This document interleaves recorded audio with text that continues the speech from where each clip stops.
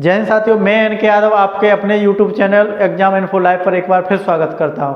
पिछली क्लास में हमने संयुक्त राष्ट्र संघ को समझा था। आगे अब हम उसी क्लास को आगे बढ़ाते हुए संयुक्त राष्ट्र संघ के अंगों की बात करते हैं। तो संयुक्त राष्ट्र संघ के अंग की बात करें हम तो संयुक्त राष्ट्र संघ के अंग हैं हमारे 6। संयुक्त राष्ट्र संघ के हमारे 6 अंग हैं। तो सबसे पहले हम बात करते हैं महासभा की। महासभा, इसको हम जनरल असेंबली भी बोलते हैं, और या हम कई बुकों में इसको लिखा हुआ आपको आम सभा भी आपको देखने के लिए मिलेगा। तो आप भ्रमित ना हो कि महासभा क्या है, जनरल असेंबली क्या है या आम सभा क्या है। तीनों का मतलब एक ही है मेरे प्यारे बच्चों। इसको विश्व की लघु संसद भी बोलते हैं हम, यानी विश्व की लघु संसद भी हम इसको कहते हैं। बात आती है कि इसकी बैठक की, जो इसकी बैठक होती है सितंबर महीने के तीसरे मंगलवार को, यानी सितंबर महीने के तीसरे मंगलवार को इसकी बैठक होती है। बात आती है कि जो महासभा होती है उसमें कितने प्रतिनिधि किस देश से जा सकते हैं। तो प्रत्येक देश से प्रतिनिधि के रूप में 5 कैंडिडेट जा सकते हैं, यानी प्रतिनिधि तो 5 भेज सकता है। लेकिन अगर वोट की बात आएगी कि महासभा किसी के लिए वोट करती है तो उसमें वो वोट एक ही माना जाएगा, यानी जो वोट होगा वो एक होगा। देखो क्वेश्चन 2 तरीके से यहाँ पे पुटअप होगा कि संयुक्त राष्ट्र की महासभा में कोई भी देश कितने प्रतिनिधि को भेज सकता है, तो वहाँ पर हमारा आंसर होगा 5।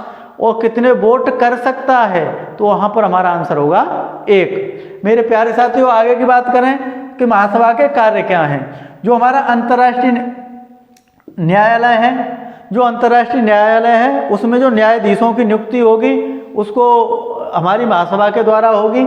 आगे नए देशों की सदस्यता प्रदान करना, यानी अगर कोई संयुक्त राष्ट्र संघ के अंदर कोई नया देश जुड़ना चाहता है तो उसकी सदस्यता का काम भी हमारी महासभा करती है। इसी में अब दूसरे अंग की बात करते हैं। तो संयुक्त राष्ट्र संघ के दूसरे अंग की बात करते हैं हम, तो वो है हमारा संयुक्त राष्ट्र सुरक्षा परिषद। देखो संयुक्त राष्ट्र सुरक्षा परिषद है, ये हमको यहाँ से कई प्रकार से क्वेश्चन हमारे पुटअप होते हैं। सबसे पहला क्वेश्चन हमारा क्या होता है कि कितने सदस्यों की बात आती है, कि कितने इसके स्थायी सदस्य हैं और कितने इसके अस्थायी सदस्य होते हैं। मेरे प्यारे बच्चों, अगर स्थायी सदस्य की बात करें तो हमारे 5 स्थायी सदस्य होते हैं। देखो इसकी मैंने ट्रिक भी आपको लिख रखी है, इसको फ्रेश से आप याद कर लीजिए। यानी F यानी फ्रांस, R यानी रूस, F से यानी आपका फ्रांस हो गया, इससे आपका रूस, A से आपका अमेरिका, C से आपका चीन और ये आपका ब्रिटेन।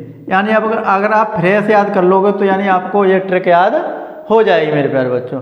आगे बात करें अस्थायी सदस्य, तो अस्थायी सदस्य होते हैं 10, और इनका जो कार्यकाल होता है अस्थायी सदस्य का वो होता है आपका 2 वर्ष। यानी 2 वर्ष के बाद में अस्थायी आपका चेंज हो जाता है अस्थायी देश। अब बात आती है कि जो अस्थायी देश होता है वो किस प्रकार से नियुक्त होता है मेरे प्यारे साथियों। तो उसमें क्या होता है कि अगर किसी देश को अस्थायी देश बनना होगा तो 5 देश होंगे हमारे, यानी जो स्थायी वाले देश होंगे ये वोट करेंगे, और जो हमारे अस्थायी देश हैं उनमें से कोई 4 देश अगर वोट कर देंगे, यानी अगर 9 का जो क्वोरम होता है ये अगर पूरा हो जाएगा तो वही देश आपका अस्थायी देश का पद ग्रहण कर लेता है। अब बात आती है कि भारत हमारा अस्थायी देश कितनी बार बना है। तो हमारा भारत 8 बार अस्थायी देश बना है। अगर भारत की बात करें तो हमारा 8 बार बना है। एक और क्वेश्चन हमारा यहाँ से पुटअप और हो सकता है कि सबसे ज़्यादा बार अस्थायी देश कौन सा देश बना है। तो वो हमारा 11 बार जापान बना है मेरे प्यारे साथियों।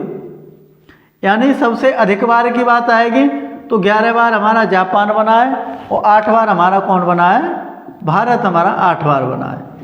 अब बात आती है कि जो हमारा संयुक्त राष्ट्र सुरक्षा परिषद है इसके अध्यक्ष की बात आती है। तो सबसे पहले इसके जो अध्यक्ष थे वो थे पॉल हेनरी स्पोक। वो हमारे कहाँ से थे, बेल्जियम से थे। इस समय जो वर्तमान में है वो डेनिस फ्रांसिस हैं। ये जो नियुक्त हुए सितंबर, यानी देखो ये काफ़ी आपका करंट में भी क्वेश्चन बन सकता है चाहे आपका दिल्ली पुलिस हो, आने वाली यूपी पुलिस हो, या यूपीएसआई हो, या एसएससी जीडी हो, इसके लिए बहुत ही इम्पोर्टेंट क्वेश्चन है। यानी जो आपकी संयुक्त राष्ट्र सुरक्षा परिषद है, इनके जो वर्तमान अध्यक्ष हैं वो कौन है, तो इनका क्या नाम होगा, डेनिस फ्रांसिस। इनकी जो नियुक्ति हुई है सितंबर 2023 में हुई है। इनका जो देखो देश है वो है त्रिनिदाद एवं टोबैगो। इसकी जो राजधानी है मेरे प्यारे साथियों वो पोर्ट ऑफ स्पेन है। तो देखो यहाँ से तीनों तरीके से क्वेश्चन बन सकता है कि जो डेनिस फ्रांसिस हैं किस देश से बिलोंग करते हैं, और जो बिलोंग करते हैं त्रिनिदाद एवं टोबैगो की राजधानी क्या है। तो इस चीज़ पर ध्यान दीजिएगा। आगे बात आती है जो तीसरा हमारा इसका अंग है वो है हमारा संयुक्त राष्ट्र न्याय परिषद। इसकी जो स्थापना हुई थी 1944 में हुई थी, और इसका जो निलंबन हो गया है, यानी इसका निलंबन हुआ था 1 नवंबर 1994। ये यहाँ से भी क्वेश्चन आ जाता है कि ऐसा कौन सा अंग है जिसका निलंबन हो गया है। इसका जो मूल सिद्धांत है, यानी ये किन किन मूल सिद्धांतों पर काम करता था, तो विकसित देशों द्वारा अल्प विकसित, यानी जो विकसित हमारी कंट्री हैं, जितनी भी डेवलपमेंट कंट्री हैं, उनके द्वारा जो अल्प विकसित कंट्री हैं या आदिम दशा वाले प्रदेश हैं, प्रदेशों के निवासियों के लिए, यानी जहाँ पर अल्प विकसित हों या आदिम दशा वाले जो हमारे देश हैं, उनके हितों की देखभाल करने के लिए इसका मूल सिद्धांत था। अगर अब हम बात करते हैं संयुक्त राष्ट्र संघ का जो चौथा अंग है, नंबर 4 की बात करते हैं, वो हमारा सचिवालय है। जो सचिवालय में जो यूएनओ के जो हमारा यूएनओ होता है, यूएनओ के सचिवालय का जो प्रमुख होता है वही हमारे सचिवालय का प्रमुख होता है। अगर उनकी बात करें उसमें तो वो हमारा महासचिव होता है। और महासचिव की जो नियुक्ति होती है वो हमारे 5 वर्ष के लिए होती है।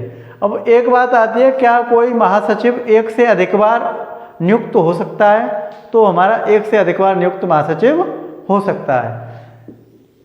मेरे प्यारे साथियों 2 बार जो हमारे महासचिव नियुक्त हुए थे 1961 से लेकर के 71 तक, वो थे यूथांट, यानी यूथांट थे। और ये यूथांट कहाँ के थे, म्यांमार के थे। और बात आ जाती है तो वो म्यांमार की राजधानी, तो राजधानी इसकी नेपिडा है, नेपिडा इसकी राजधानी है। और बात करें इसकी मुद्रा की, तो मुद्रा इसकी क्यात है। यहाँ से भी क्वेश्चन आपको देखने के लिए मिल जाता है, इसीलिए हम इसको दोनों को एक्सपीरियंस साथ साथ करते चल रहे हैं। बात करें हम 5वें भाग की इसकी, कि इसका जो 5वां अंक है वो कौन सा है हमारा, तो वो है संयुक्त राष्ट्र संघ, संयुक्त राष्ट्र आर्थिक एवं सामाजिक परिषद। इसका जो कार्य है वो क्या है कि आर्थिक एवं सामाजिक परिषद एक स्थायी, यानी यह स्थायी संस्था है। और इसमें जो वर्तमान सदस्य हैं, यानी संयुक्त राष्ट्र आर्थिक एवं सामाजिक परिषद के अंदर जो वर्तमान सदस्य हैं मेरे प्यारे साथियों वो 54 हैं। और जो इसका कार्यकाल होता है वो हमारा 3 वर्ष के लिए होता है। अब बात करें अंतर्राष्ट्रीय न्यायालय, अंतर्राष्ट्रीय न्यायालय, तो अगर इसकी हम बात करें कि इसकी स्थापना कब हुई, तो स्थापना इसकी 1945 में हुई। लेकिन जो इसका कार्य संचालन का कब शुरू हुआ, यानी इसने काम कब करना शुरू किया, तो 1946 में किया। अगर हम इसके मुख्यालय की बात करें तो मुख्यालय इसका पीस पैलेस हेग में है। हेग हमारा नीदरलैंड में पड़ता है। तो ये इसके मुख्यालय की बात की।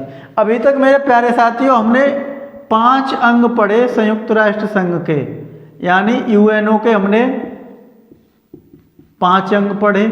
5 का जो मुख्यालय था वो न्यूयॉर्क था, 5 का जो मुख्यालय था वो न्यूयॉर्क था। यही केवल अंतर्राष्ट्रीय न्यायालय, इसके मुख्यालय की बात करें तो वो हेग में है। वो हेग हमारा कहाँ पर पड़ता है, नीदरलैंड में पड़ता है। कई एग्जामों में मैंने एनालिसिस किया, मैंने देखा तो उसमें पैलेस की बात की जाती है कि ये जैसे किस पैलेस में है, तो ये पीस पैलेस, इसीलिए प्यारे साथियों में इस शब्द को लेकर आया हूँ। तो इसका मुख्यालय पीस पैलेस, ये पीस पैलेस हमारा हेग में है। और हेग हमारा कहाँ पड़ता है, नीदरलैंड में पड़ता है। अगर यूएनओ के जो हमारे 5 और अंग हैं उनका हमारा जो मुख्यालय कहाँ पर था, न्यूयॉर्क में था। केवल यही एक अंग है जिसका मुख्यालय कहाँ पर पड़ता है, आपका हेग में पड़ता है। अगर इसमें अनुच्छेद की बात करें तो इसके अंदर 70 अनुच्छेद हैं, चार्टर इसके अंदर 5 हैं। अगर न्यायाधीशों की बात करें कि इसके अंदर कितने न्यायाधीश नियुक्त होते हैं, तो हमारे 15 न्यायाधीश होते हैं। इनका जो कार्यकाल होता है वो कितने होता है, 9 वर्ष का होता है। इनका जो कार्यकाल होता है वो 9 वर्ष का होता है। अब बात करें कि भारत की तरफ से प्रथम न्यायाधीश ऐसा कौन था जो अंतर्राष्ट्रीय न्यायालय में गया, तो वे थे नगेंद्र सिंह। वर्तमान में कौन है, तो वो दलवीर भंडारी हैं। इनको दोबारा 2023 में फिर दोबारा के लिए नियुक्त कर दिया है। मेरे प्यारे साथियों, अगर एक क्वेश्चन और आ जाता है आपका कि भारत के अब तक कितने न्यायाधीश अंतर्राष्ट्रीय न्यायालय में नियुक्त हुए हैं, तो उनकी संख्या 4 है। आगे बात करें हम तो संयुक्त राष्ट्र संघ है, ये प्रधान का न्यायिक अंग है, यानी ये हमारा संयुक्त राष्ट्र संघ का ये प्रधान न्यायिक अंग है। यानी यहीं से हमारे सब पूरे जितने भी जजमेंट वगैरह होते हैं यहीं पर होते हैं। जो देखो देशों के बीच में जो भी आपसी विवाद होते हैं उनकी जो सुनवाइयाँ होती हैं, जैसे अपने प्रदेश स्तर पर जैसे हाई कोर्ट में होगी और देश स्तर पर हमारी सुप्रीम कोर्ट में होगी, ऐसे ही अगर देशों की सबकी बात करें विवादों के जो सुनवाई होती हैं वो हमारे कहाँ होती हैं, अंतर्राष्ट्रीय न्यायालय में होती हैं। और जो अंतर्राष्ट्रीय न्यायालय है वो हमारा कहाँ पर है, वो हमारा है हेग यानी नीदरलैंड में। अब बात करें कि इसके कोरम की बात आती है कि अंतर्राष्ट्रीय न्यायालय में कितने जो संचालन होता है, कार्रवाई चलती है, उस समय कोरम की बात करें तो हमारा उस समय कितना होता है कि कार्रवाई संचालन के समय जो न्यायाधीशों की न्यूनतम संख्या होती है वो कितनी होनी चाहिए, 9 होनी चाहिए। मेरे प्यारे साथियों, यूएनओ को हम जो थ्योरेटिकली लेके चले हैं वो हमने पार्ट ए और पार्ट 2 में कंप्लीट कर दिया है। इसका पार्ट 1 और पार्ट नंबर 3 लेके आएंगे, जिसमें अच्छे क्वेश्चंस आपको देखने के लिए मिलेंगे जो काफ़ी उच्च स्तरीय परीक्षाओं में भी पूछे गए। और अगर हमारे चैनल की इन 3 वीडियो को आप देख लोगे तो चाहे यूपी पुलिस हो या दिल्ली पुलिस हो या एसएससी जीडी हो या आपका यूपीएसआई हो, जहाँ तक है आपका पीसीएस तक का क्वेश्चन आपका बाहर निकल के नहीं जाएगा। निरंतर एग्जाम इन्फो लाइव की वीडियो को देखते रहिएगा, सब्सक्राइब कीजिए, लाइक कीजिए। जय हिंद, जय भारत।